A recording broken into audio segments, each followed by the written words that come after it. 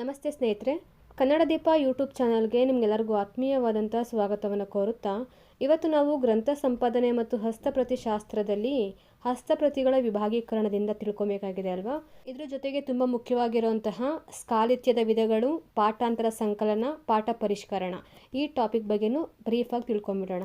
ಈಗ ಹಸ್ತಪ್ರತಿಗಳ ವರ್ಗೀಕರಣವನ್ನು ಮುಖ್ಯವಾಗಿ DLN ಹಾಗೆ MM ಕಲಬುರ್ಗಿ ಅವರು ಮಾಡಿರುವಂಥ ವಿಭಾಗೀಕರಣವನ್ನು ತಿಳ್ಕೊಬೇಕಾಗಿದೆ.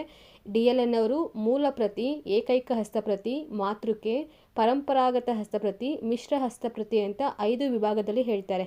ಇನ್ನು MM ಕಲಬುರ್ಗಿ ಅವರು ಮೂಲ ಪ್ರತಿ, ಏಕೈಕ ಹಸ್ತಪ್ರತಿ, ಪರಂಪರಾಗತ ಹಸ್ತಪ್ರತಿ, ಸಂರಕ್ಷಿತ ಹಸ್ತಪ್ರತಿ ಅಂತ 4 ವಿಭಾಗೀಕರಣದಲ್ಲಿ ವರ್ಗೀಕರಿಸಿದ್ದಾರೆ.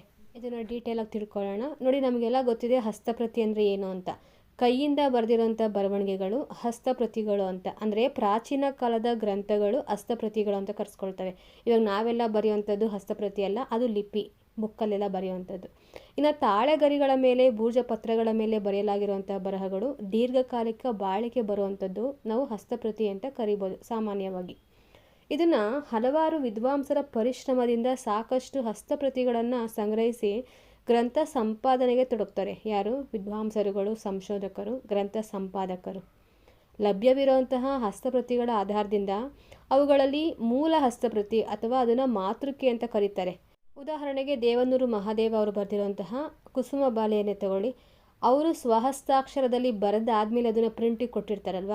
ಅಕಸ್ಮಾತ್ ನಮಗೆ ಪ್ರಿಂಟಿಂಗ್ ಪರಿಚಯನೇ ಇಲ್ಲ ಅಂತಂದರೆ ಆ ಹಸ್ತಪ್ರತಿಗಳನ್ನು ಬೇರೆ ಯಾರಾದರೂ ಪ್ರತಿಗಳನ್ನು ನಕಲಾಗಿಸ್ತಾರೆ. ಎಷ್ಟೊಂದು ನಕಲುಗಳನ್ನು ಮಾಡಿರ್ತಾರೆ. ಇದರಲ್ಲಿ ಮೂಲ ಪ್ರತಿ ಯಾವುದು?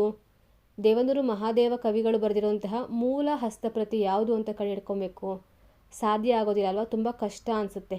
ಆಗ ಈ ಗ್ರಂಥ ಸಂಪಾದಕರು ಏನು ಮಾಡ್ತಾರೆ, ಆ ಬರೆದಿರೋಂಥ ಎಲ್ಲ ಕುಸುಮಬಾಲೆ ಕಾದಂಬರಿಯ ಹಸ್ತಪ್ರತಿಗಳನ್ನು ಸಂಗ್ರಹ ಮಾಡಿಕೊಂಡು ಮೂಲ ಮಾತೃಕೆ, ಮೂಲ ಹಸ್ತಪ್ರತಿ, ಕವಿಯ ಸ್ವಹಸ್ತಾಕ್ಷರ ಹೊಂದಿರುವಂತಹ ಆ ಮೂಲ ಮಾತೃಕೆ ಯಾವುದು ಅಂತ ಪತ್ತೆ ಹಚ್ಚೋದಕ್ಕೆ ಸಾಕಷ್ಟು ಪರಿಶೀಲನೆಗೆ ಒಳಪಡಿಸ್ತಾರೆ ಹಸ್ತಪ್ರತಿಗಳನ್ನು. ಹಾಗಾಗಿ ಎಲ್ಲ ಹಸ್ತಪ್ರತಿಗಳು ಪ್ರಮುಖವಾಗಿರುವಂಥ ಪಾತ್ರವನ್ನು ಬೀರ್ತವೆ. ಈಗ ಒಂದು ತರಗತಿಯಲ್ಲಿ ಬ್ರಿಲಿಯಂಟ್ ಸ್ಟೂಡೆಂಟ್ ಇರೋದಕ್ಕೆ ಸಾಧ್ಯ ಆಗೋದೆ ಅಲ್ಲಿ ಆವ್ರೇಜ್ ಸ್ಟೂಡೆಂಟ್ ಇದ್ದಾಗ ಮಾತ್ರ. ಬಾಯಿ ಬಿಟ್ಟು ಹೇಳದೆ ಹೋದ್ರು ಶಿಕ್ಷಕರ ಮನಸ್ಸಲ್ಲಿ ಒಂದು ಕ್ಯಾಲ್ಕುಲೇಟ್ ಮೈಂಡಲ್ಲಿ ಓಡ್ತಾ ಇರುತ್ತೆ. ಇವ್ರು ಚೆನ್ನಾಗಿ ಓದ್ತಾರೆ, ಇವ್ರು ಆವ್ರೇಜಾಗಿ ಓದ್ತಾರೆ, ಇವ್ರು ಸ್ವಲ್ಪ ಪಿಕಪ್ ಆಗಬೇಕು, ಹಿಂಗೆ ಅನ್ಕೊತೀವಲ್ವ.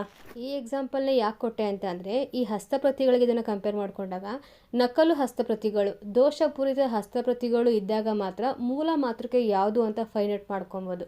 ಅಕಸ್ಮಾತ್ ಒಂದೇ ಒಂದು ಹಸ್ತಪ್ರತಿ ಸಿಕ್ಕಿದೆ ಅಂತಂದರೆ ಗ್ರಂಥ ಸಂಪಾದನೆ ಮಾಡೋದು ತುಂಬಾ ಕಷ್ಟ ಅಂತ ಅನ್ಸುತ್ತೆ. ಈ ಹಸ್ತಪ್ರತಿಗಳ ಸರಿಯಾದ ಪರೀಕ್ಷೆಯಿಂದ ಸಿಗುವಂತಹ ವಾಸ್ತವಾಂಶಗಳ ಆಧಾರದ ಮೇಲೆ ಅವುಗಳ ಮಾತೃಕೆಗಳ ಪುನರ್ರಚನೆಯ ಕಾರ್ಯ ನಡೆಯುತ್ತೆ. ಆ ನಿಟ್ಟಿನಲ್ಲಿ ಈ ಹಸ್ತಪ್ರತಿಗಳ ವರ್ಗೀಕರಣ ತುಂಬಾ ಪ್ರಮುಖವಾಗಿರುವಂಥದ್ದು. ಮೊದಲನೇ ವರ್ಗೀಕರಣ ಮೂಲ ಹಸ್ತಪ್ರತಿ ಅಂತ ಇದೆಯಲ್ವಾ, ಇದನ್ನು ಆಟೋಗ್ರಾಫ್ ಅಂತ ಅಂತಾರೆ. ಕವಿಯ ಸ್ವಹಸ್ತದಿಂದ ಬರೆಯಲ್ಪಟ್ಟಿರುವಂತಹ ಹಸ್ತಪ್ರತಿಗಳಿಗೆ ಮೂಲ ಹಸ್ತಪ್ರತಿಗಳು ಅಂತ ಕರೀತಾರೆ. ಗ್ರಂಥ ಸಂಪಾದಕನೊಬ್ಬನಿಗೆ ಇಂತಹ ಹಸ್ತಪ್ರತಿಗಳು ಸಿಕ್ಕಿದ್ರೆ ತುಂಬ ಸುಲಭವಾಗಿ ಗ್ರಂಥ ಸಂಪಾದನಾ ಕಾರ್ಯ ನಡೆಯುತ್ತೆ.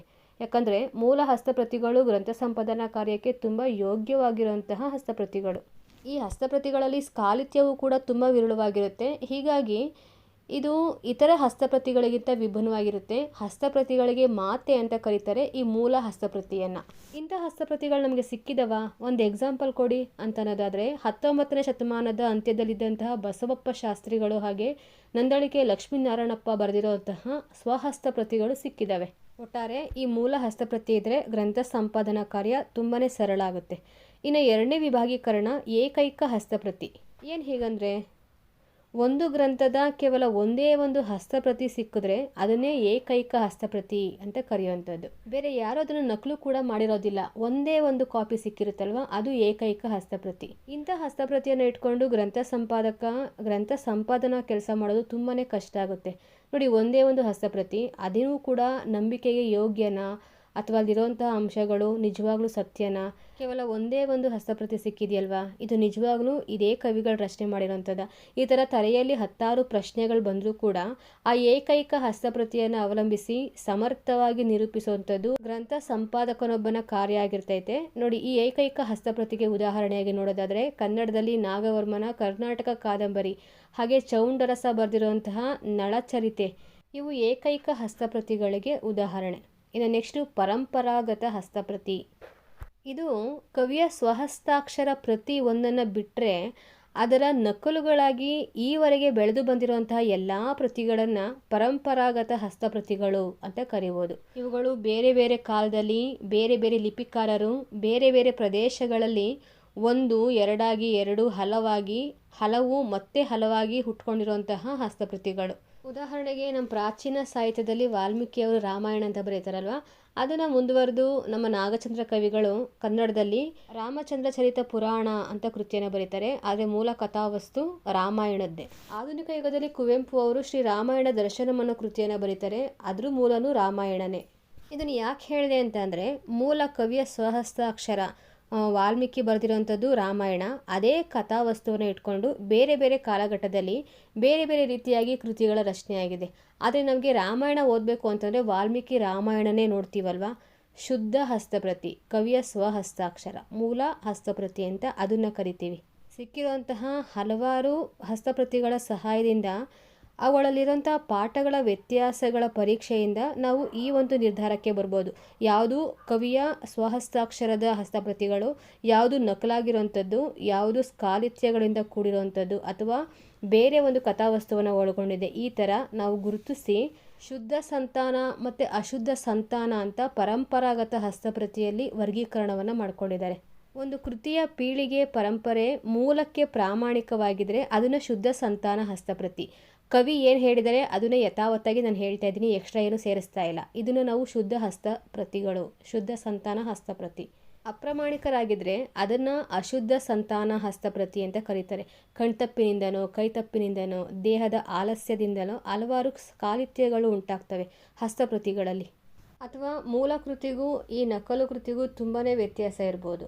ಹಾಗಾಗಿ ಪರಸ್ಪರ ಹೋಲಿಸಿ ನೋಡಬೇಕು. ಪ್ರತಿ ಒಂದು ಪ್ರತಿಗೂ ಇನ್ನೊಂದು ಪ್ರತಿಗೂ ಏನು ಸಂಬಂಧ ಇದೆ, ಸಂಬಂಧ ಇರಲೂಬಹುದು, ಇರದೇನೂ ಇರ್ಬೋದಲ್ವಾ. ಹಾಗಾಗಿ ಈ ಗ್ರಂಥ ಸಂಪಾದನಾ ಸಂದರ್ಭದಲ್ಲಿ ಪರಂಪರಾಗತ ಪ್ರತಿಗಳ ಪರಸ್ಪರ ಸಂಬಂಧವನ್ನು ಕಂಡುಕೊಳ್ಳುವಂಥ ವಿಧಾನ ಜೊತೆಗೆ ಅವುಗಳ ವರ್ಗೀಕರಣ ತುಂಬಾ ಮುಖ್ಯವಾಗಿರುವಂಥ ಟಾಪಿಕ್ ಆಗಿ ಕಾಣಿಸ್ಕೊಡುತ್ತೆ. ಇನ್ನು ನೆಕ್ಸ್ಟ್ ಮಿಶ್ರ ಹಸ್ತಪ್ರತಿ. ಕವಿಯ ಸ್ವಹಸ್ತಪ್ರತಿಯಿಂದ ನೇರವಾಗಿನೋ ಅಥವಾ ಪಾರಂಪರಿಕವಾಗಿನೋ ನಕಲಾಗಿರುವಂತಹ ಪ್ರತಿಯನ್ನು ನಾವು ಮಿಶ್ರ ಹಸ್ತಪ್ರತಿ ಅಂತ ಕರಿತೀವಿ. ಅಥವಾ ಇದನ್ನು ಹೀಗೂ ಹೇಳ್ಬೋದು, ಒಂದು ಶಾಖೆಗೆ ಸೇರಿರುವಂತಹ ಯಾವುದೋ ಒಂದು ಪ್ರತಿಯನ್ನು ಇನ್ನೊಂದು ಶಾಖೆಗೆ ಸೇರಿರುವಂತಹ ಯಾವುದೋ ಮತ್ತೊಂದು ಪ್ರತಿಯೊಡನೆ ಹೋಲಿಸಿ ನೋಡಿ ಲಿಪಿಕಾರ ಅವೆರಡರ ಪಾಠಗಳಲ್ಲಿ ಒಂದೊಂದನ್ನು ತೆಗೆದು ಸೇರಿಸಿ ಒಂದು ಪ್ರತಿಯನ್ನು ಸಿದ್ಧಪಡಿಸಿದ್ರೆ ಅದೇ ಮಿಶ್ರ ಪ್ರತಿ. ಇನ್ನು ನೆಕ್ಸ್ಟು ಮೂಲ ಮಾತೃಕೆ ಅಂತ ಇದೆ. ಮೂಲ ಮಾತೃಕೆ ಅಂತಂದರೆ ಒಬ್ಬ ಪ್ರತಿಕಾರ ತನ್ನ ಪ್ರತಿಯನ್ನು ನಕಲು ಮಾಡಬೇಕಾದ್ರೆ ಯಾವುದನ್ನು ಆಧಾರವಾಗಿ ಇಟ್ಕೊಳ್ತಾನೋ ಅದನ್ನು ಮಾತೃಕೆ ಅಂತ ಕರೆಯೋದು. ಈಗ ನಾವು ನೋಟ್ಸ್ ಬರಿತಾ ಇದ್ದೀವಿ ಅಂತಂದರೆ ನಮಗಿಂತ ತುಂಬ ಚೆನ್ನಾಗಿ ಈಗ ಆಲ್ರೆಡಿ ನೋಟ್ಸು ಮಿಸ್ಸಿಗೆ ತೋರಿಸಿ ರೈಟ್ ಹಾಕಿಸ್ಕೊಂಡಿರ್ತಾರಲ್ಲ, ಅವ್ರ ನೋಟ್ಸ್ನ ಇಟ್ಕೊಂಡು ನಾವು ಅದನ್ನು ಕಾಪಿ ಮಾಡ್ಕೊತೀವಿ, ನಕಲಾಗಿಸ್ಕೊತೀವಿ ನಮ್ಮ ಬುಕ್ಕಲ್ಲಿ. ನಮಗೆ ನೋಡ್ಕೊಂಡು ಬರೋದಕ್ಕೆ ಸಹಾಯ ಆಗಲಿ ಅಂತ ಯಾರ ಹತ್ರ ನೋಟ್ಸ್ ಇಸ್ಕೊಂಡಿದ್ವಲ್ಲ ಅದನ್ನು ಮಾತೃಕೆ ಅಂತ ಕರೆಯೋದು. ಈ ಮೂಲ ಮಾತೃಕೆಯಲ್ಲಿ 3 ವಿಧಗಳು ಬರ್ತವೆ ನೋಡಿ. ಸಿಕ್ಕಿರೋಂತಹ ಪ್ರತಿಗಳನ್ನು ಅವಲಂಬಿಸಿ ಸಮಾನ ಪಾಠಗಳ ಆಧಾರದ ಮೇಲೆ ಕೃತಿಯನ್ನು ಪುನರ್ರಚಿಸಿಕೊಂಡಲ್ಲಿ ಅಂತಹ ನಿಯೋಜಿತ ಪ್ರತಿಗೆ ಅಲಬ್ಧ ಮಾತೃಕೆ ಅಂತ ಕರೀತಾರೆ. ಎಷ್ಟೊಂದು ಹಸ್ತಪ್ರತಿಗಳು ಸಿಕ್ಬಿಟ್ಟಿದ್ದಾವೆ. ಅವುಗಳಿರುವಂತಹ ಪರಸ್ಪರ ಸಂಬಂಧವನ್ನು ಹಂತ ಹಂತವಾಗಿ ಅಧ್ಯಯನ ಮಾಡಿಕೊಂಡು ಕಡೆಗೆ ಕವಿಯ ಮೂಲ ಪಾಠ ಏನು ಅನ್ನೋದನ್ನು ಖಚಿತಪಡಿಸ್ಕೊಂಡು ಕವಿಯ ಮೂಲ ಪಾಠಕ್ಕೆ ಸಮೀಪತಮವಾಗಿರುವಂಥ ಪ್ರತಿಯನ್ನು ಪ್ರಧಾನ ಮಾತೃಕೆ ಅಂತ ಹೇಳ್ಬೋದು. ಇನ್ನು ಕೈತಪ್ಪಿ ಹೋಗಿರುವಂತಹ ಕವಿಯ ಮೂಲ ಪ್ರತಿಯನ್ನು ಗ್ರಂಥ ಸಂಪಾದಕರು ಪುನರಚನೆ ಮಾಡೋದ್ರಿಂದ ಅದನ್ನು ಕಲ್ಪಿತ ಮೂಲ ಪ್ರತಿ ಅಂತ ಕರೀತಾರೆ. ಇದಿಷ್ಟು ಮೂಲ ಮಾತೃಕೆಯಲ್ಲಿ ಬರುವಂತಹ ವಿಧಗಳು. ಮೂಲ ಮಾತೃಕೆ ಅಂದರೆ ಏನಂತ ಗೊತ್ತಿದೆ ಅಲ್ವಾ? ಒಬ್ಬ ಪ್ರತಿಕಾರನು ತನ್ನ ಪ್ರತಿಯನ್ನು ನಕಲು ಮಾಡಬೇಕಾದ್ರೆ ಯಾವುದನ್ನು ಆಧಾರವಾಗಿ ಇಟ್ಟುಕೊಳ್ತಾನೋ ಅದನ್ನು ಮಾತೃಕೆ ಅಂತ ಕರೀತಾರೆ. ಇನ್ನು ಕೊನೆಯದಾಗಿ ಸಂರಕ್ಷಿತ ಹಸ್ತಪ್ರತಿ. ಇಲ್ಲಿ ಕವಿಯ ಅಥವಾ ಲೇಖಕನ ಕೃತಿಯ ಪಾಠವನ್ನು ಯಥಾವತ್ತಾದ ರೀತಿಯಲ್ಲಿ ಸುಭದ್ರವಾಗಿ ಸಂರಕ್ಷಣೆ ಮಾಡ್ಕೊಂಡು ಬಂದಿರುವಂತಹ ಹಸ್ತಪ್ರತಿಗಳಿಗೆ ಸಂರಕ್ಷಿತ ಹಸ್ತಪ್ರತಿ ಅಂತ ಕರೀತಾರೆ. ಇದರಲ್ಲಿ ಸ್ಖಾಲಿತ್ಯಗಳು ತುಂಬಾ ಕಮ್ಮಿ ಇರ್ತವೆ ನೋಡಿ. ನಮ್ಮ ಕರ್ನಾಟಕದಲ್ಲಿ ಇಂತಹ ಸಂರಕ್ಷಿತ ಹಸ್ತಪ್ರತಿಗಳು ಸಾಕಷ್ಟು ಸಿಕ್ಕಿದ್ದಾವೆ. ಉದಾಹರಣೆಗೆ ಮೂಡುಬಿದಿರೆಯ ಸಿದ್ಧಾಂತ ಬಸದಿಯಲ್ಲಿ ಸಂರಕ್ಷಿಸಲ್ಪಟ್ಟಿರುವಂತಹ ಧವಲ, ಜಯಧವಲ ಹಾಗೂ ಮಹಾಧವಲ ಅನ್ನೋ ಜೈನ ಗ್ರಂಥಗಳೇ ಇದಕ್ಕೆ ಸಾಕ್ಷಿ. ಸಂರಕ್ಷಿತ ಹಸ್ತಪ್ರತಿಗಳಿಗೆ ಉದಾಹರಣೆ ಹೇಳಿದ್ದು.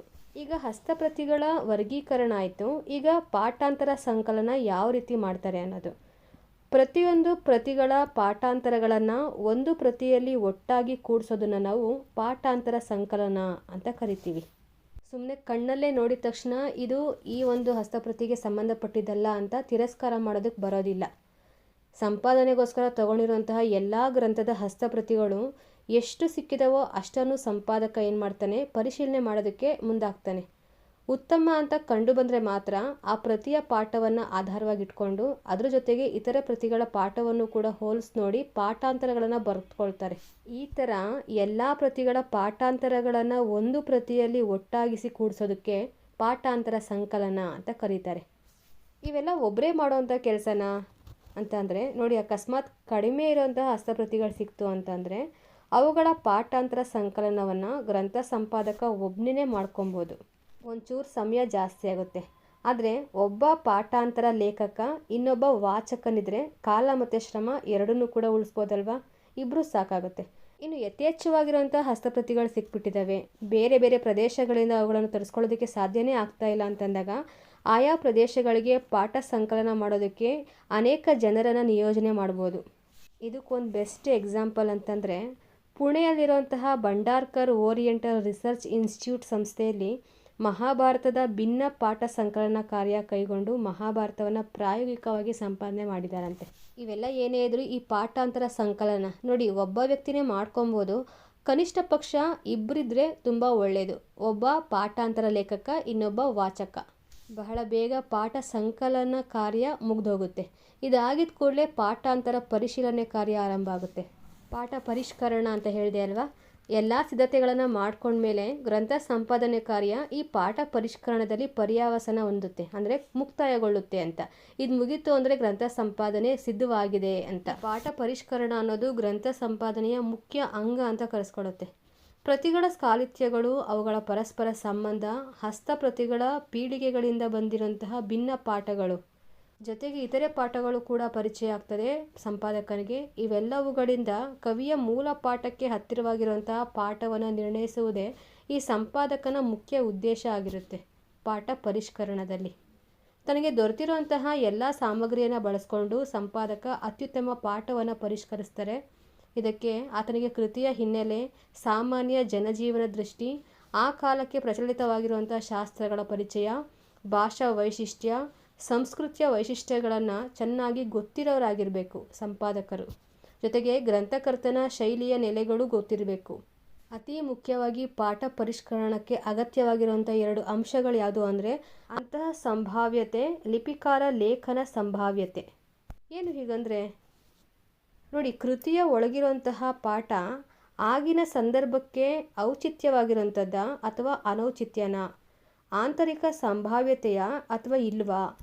ಪರಂಪರಾಗತ ಪ್ರತಿಗಳಲ್ಲಿ ಏಕರೂಪವಾಗಿರುವಂಥ ಪಾಠ ಇದ್ದರೂ ಕೂಡ ಅಂತಹ ಸಂಭಾವ್ಯತೆ ಇಲ್ಲದ ಪಕ್ಷದಲ್ಲಿ ಈ ಪಾಠವನ್ನು ತಿರಸ್ಕಾರ ಮಾಡಲಾಗ್ತದೆ.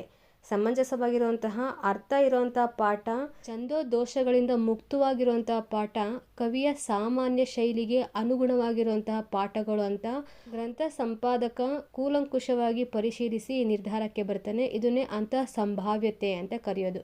ಇನ್ನು ಲಿಪಿಕಾರ ಲೇಖನ ಸಂಭಾವ್ಯತೆ ಅಂತ ಅಂದರೆ ಇದು ಸಂಪೂರ್ಣವಾಗಿ ಲಿಪಿಕಾರನಿಗೆ ಸಂಬಂಧಪಟ್ಟಿರುವಂಥದ್ದು. ಇವಾಗ ಒಂದು ಪಾಠ ಲಿಪಿಕಾರನ ಕೈವಾಡದಿಂದಲೇ ಹದಗೆಟ್ಟೋಗಿದೆ, ಅಧ್ವಾನ ಆಗಿದೆ ಅಂತ ಹೇಳ್ತೀವಿ.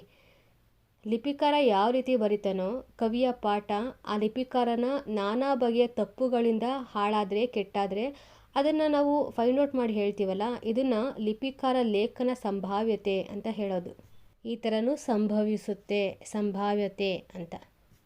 ಈ ಪಾಠ ಪರಿಷ್ಕರಣಾ ಕಾರ್ಯದಲ್ಲಿ ಹಲವಾರು ಹಸ್ತಪ್ರತಿಗಳನ್ನು ಬಳಸ್ಕೊಂಡು ವಿಮರ್ಶೆಯನ್ನು ಮಾಡಿ ಇವುಗಳಲ್ಲಿ ಯಾವುದು ಕವಿಯ ಪಾಠಕ್ಕೆ ಹತ್ತಿರವಾಗಿರುವಂಥದ್ದು, ಕವಿಯ ಪಾಠ ಏನಿರ್ಬೋದು ಅಂತ ಕಂಡುಹಿಡಿತಾರೆ ಗ್ರಂಥ ಸಂಪಾದಕರು. ಇವರಿಗೆ ತಾತ್ಕಾಲಿಕವಾಗಿ ಎಲ್ಲವನ್ನ ಸ್ವೀಕಾರ ಮಾಡುವಂತಹ ಗುಣ ಇರಬೇಕು.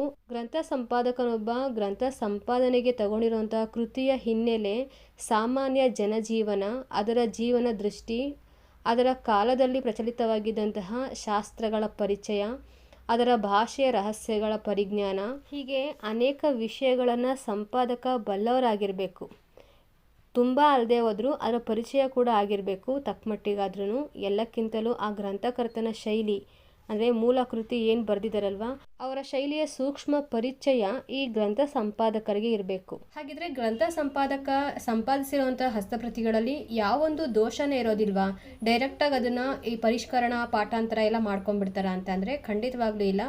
ಎಲ್ಲ ಹಸ್ತಪ್ರತಿಗಳಲ್ಲೂ ಒಂದಲ್ಲ ಒಂದು ರೀತಿಯ ದೋಷಗಳಿರ್ತವೆ. ಇದನ್ನೇ ಸ್ಖಾಲಿತ್ಯಗಳು, ಹಸ್ತಪ್ರತಿಗಳಲ್ಲಿ ಕಂಡುಬರುವಂತಹ ಸ್ಖಾಲಿತ್ಯಗಳು ಅಂತ ಕರೀತಾರೆ. ಸ್ಖಾಲಿತ್ಯ ಅಂದ್ರೇ ತಪ್ಪು ಅಂತ ಅರ್ಥ ಅಲ್ವಾ? ನೋಡಿ, ಇವಾಗ ಒಂದು ಹಸ್ತಪ್ರತಿಯನ್ನು ಮೂಲವಾಗಿಟ್ಕೊಂಡು ಇನ್ನೊಂದು ಪ್ರತಿಯನ್ನು ಸಿದ್ಧಪಡಿಸಬೇಕಾದ್ರೆ ಲಿಪಿಕಾರ ಮಾಡುವಂತಹ ಕಾಗುಣಿತ ತಪ್ಪುಗಳಿಗೆ ಅಥವಾ ಇನ್ನಿತರೆ ತಪ್ಪುಗಳಿಗೆ ನಾವು ಸ್ಖಾಲಿತ್ಯ ಅಂತ ಕರಿಬೋದು. ಇಂಥ ಸ್ಖಾಲಿತ್ಯದಲ್ಲಿ ಹಲವಾರು ವಿಧಗಳನ್ನು ನೋಡ್ತೀವಿ. ಮುಖ್ಯವಾಗಿ ಉದ್ದೇಶಿತ ಸ್ಖಾಲಿತ್ಯ, ಮತ್ತೊಂದು ಅನುದ್ದೇಶಿತ ಸ್ಖಾಲಿತ್ಯ. ಉದ್ದೇಶಿತ ಅಂತಂದರೆ ಕವಿ ಅಥವಾ ಸಹೃದಯ ಅಥವಾ ಲಿಪಿಕಾರ ಒಂದು ಕೃತಿಯನ್ನು ತೀರಾ ಸಾಮಾನ್ಯಗೊಳಿಸುವಂತಹ ಅಥವಾ ತೀರಾ ಉತ್ತಮಗೊಳಿಸುವಂತಹ ಅಥವಾ ಅದನ್ನು ಕೀಳು ಮಾಡಿ ಹಾಳು ಮಾಡುವಂಥ ಉದ್ದೇಶದಿಂದ ಸ್ಖಾಲಿತ್ಯವನ್ನು ಉಂಟು ಮಾಡ್ತಾನೆ. ಪಾಸಿಟಿವ್ ಆಗಿ ಹೇಳೋದಾದರೆ, ಇವಾಗ ಒಬ್ಬ ಸಂಪಾದಕರಿಗೆ ಸಿಕ್ಕಿರುವಂತಹ ಹಸ್ತಪ್ರತಿಯಲ್ಲಿ ಒಂದು ಕಾವ್ಯ ಇದೆ, ಅದನ್ನು ತೀರಾ ಸರಳಗೊಳಿಸಬೇಕು ಅವರ ಅಭಿರುಚಿಗೆ ತಕ್ಕಂತೆ.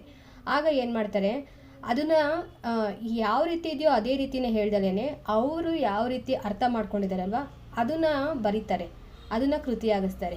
ನೋಡೋಕ್ಕೇನೋ ಹಸ್ತಪ್ರತಿಯಲ್ಲಿರುವಂಥ ಪಠ್ಯವನ್ನೇ ಬರೆದಿದ್ದಾರೆ ಅಂತ ಕಂಡರೂ ಕೂಡ ಅವ್ರು ಬಳಕೆ ಮಾಡಿರುವಂತಹ ಆ ಕಾವ್ಯ ಭಾಗದ ಸಂದರ್ಭ ಇವರು ಬೇರೆ ಪರಿಸ್ಥಿತಿಯಲ್ಲಿ ಬೇರೆ ಸಂದರ್ಭಕ್ಕೆ ಅನುಗುಣವಾಗಿ ಬರ್ಕೊತಾರಲ್ವ, ಇದು ಉದ್ದೇಶಿತ ಸ್ಖಾಲಿತ್ಯಕ್ಕೆ ಉದಾಹರಣೆ.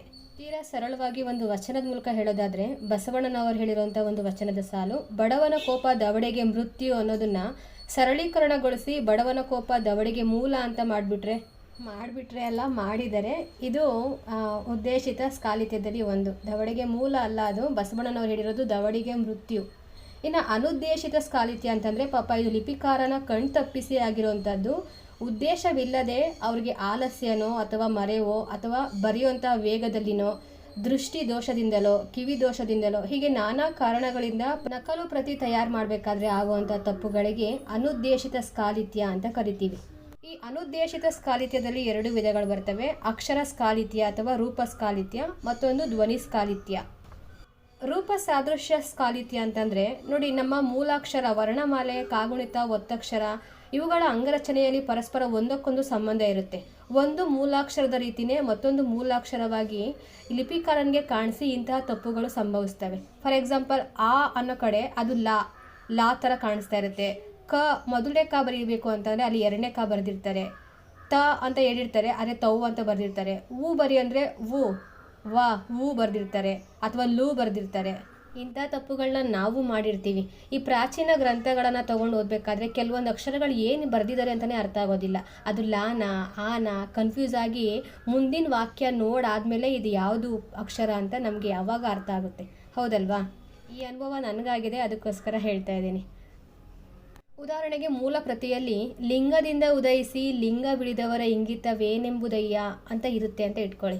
ಆದರೆ ಲಿಪಿಕಾರ ಏನು ಮಾಡ್ತಾನೆ, ಲಿಂಗದಿಂದ ಉದಯಿಸಿ ಅಂಗ ಬಿಡಿದವರ ಇಂಗಿತವೇನೆಂಬಯ್ಯ ಅಂತ ಬರೆದ್ಬಿಟ್ರೆ ಎರಡನೇ ಸಲನೂ ಲಿಂಗ ಅಂತಲೇ ಬರೆದಿದ್ದಾರೆ ಅಂತ ಲಿಪಿಕಾರನಿಗೆ ಅಷ್ಟಾಗಿ ಕಾಣ್ದಲೇ ಆ ತಗೊಂಡೋಗಿ ಆ ಅಂತ ಬರೆದ್ಬಿಟ್ಟು ಅಕ್ಷರ ದೋಷಗಳನ್ನು ಮಾಡಿಬಿಡ್ತಾರೆ, ಅಕ್ಷರ ಸ್ಖಾಲಿತ್ಯವನ್ನು. ಮತ್ತೊಂದು ಧ್ವನಿ ಸಾದೃಶ್ಯ ಸ್ಖಾಲಿತ್ಯ ಅಂತ ಹೇಳಿದೆ ಅಲ್ವಾ, ಇದು ಲಿಪಿಕಾರ ಕಾವ್ಯವನ್ನು ಕೇಳ್ತಾ ಬರಿಬೇಕಾದ್ರೆ ಕೆಲವೊಂದು ದೋಷಗಳಾಗ್ತವೆ, ತುಂಬ ಹೆಚ್ಚಿನ ದೋಷಗಳೇ ಉಂಟಾಗ್ತವೆ.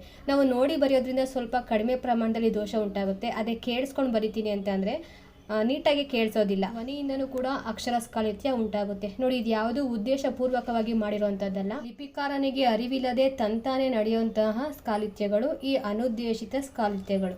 ಪ್ರತಿಯೊಂದು ಹಸ್ತಪ್ರತಿಗಳ ಪೂರ್ವ ಚರಿತ್ರೆಯನ್ನು ತಿಳ್ಕೊಂಡಾದ್ಮೇಲೆ ಸಂಪಾದಕನೊಬ್ಬ ಗ್ರಂಥ ಪರಿಷ್ಕರಣಾ ಕಾರ್ಯಕ್ಕೆ ಕೈ ಹಾಕಬೇಕು.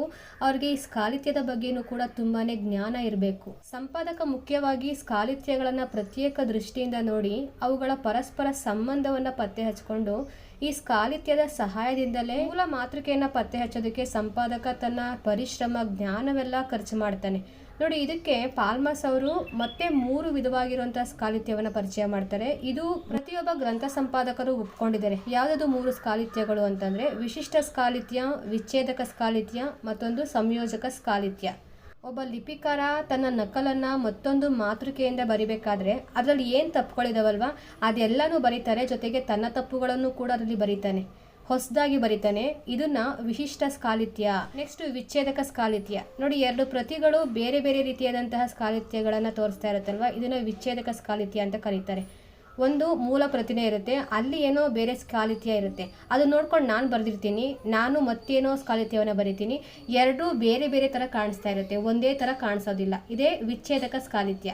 ಇನ್ನು ಸಂಯೋಜಕ ಸ್ಖಾಲಿತ್ಯ ಅಂತಂದರೆ ಮೂಲ ಪ್ರತಿಯಲ್ಲಿ ಸ್ಖಾಲಿತ್ಯ ಇರುತ್ತೆ, ಆದರೆ ಅದನ್ನು ನೋಡ್ಕೊಂಡು ಬರೆದಿರೋಂಥ ನಾನು ಇನ್ಯಾವುದೋ ಸ್ಖಾಲಿತ್ಯವನ್ನು ಬರಿತೀನಿ, ನನ್ನ ಪ್ರತಿಯನ್ನು ನೋಡ್ಕೊಂಡು ನೀವು ಸಹ ಬರಿತೀರಾ, ನಾನು ಬರೆದಿರೋಂಥ ಸ್ಖಾಲಿತ್ಯವನ್ನೇ ನೀವು ಬರಿತೀರಾ. ಎರಡೂ ಸ್ಖಾಲಿತ್ಯಗಳು ಒಂದೇ ಥರ ಇರುತ್ತೆ, ಮೂಲ ಪ್ರತಿಯಲ್ಲಿ ಅದಿರೋದಿಲ್ಲ. ಇದು ಸಂಯೋಜಕ ಸ್ಖಾಲಿತ್ಯ. ಇದನ್ನು ನಾನೇನೋ ಹೊಸದಾಗಿ ಸೇರಿಸ್ಬೇಕು ಅಂತ ಸ್ಖಾಲಿತ್ಯವನ್ನು ಮಾಡಿರ್ತೀನಿ ಸಂಯೋಜಕ ಸ್ಖಾಲಿತ್ಯದಲ್ಲಿ.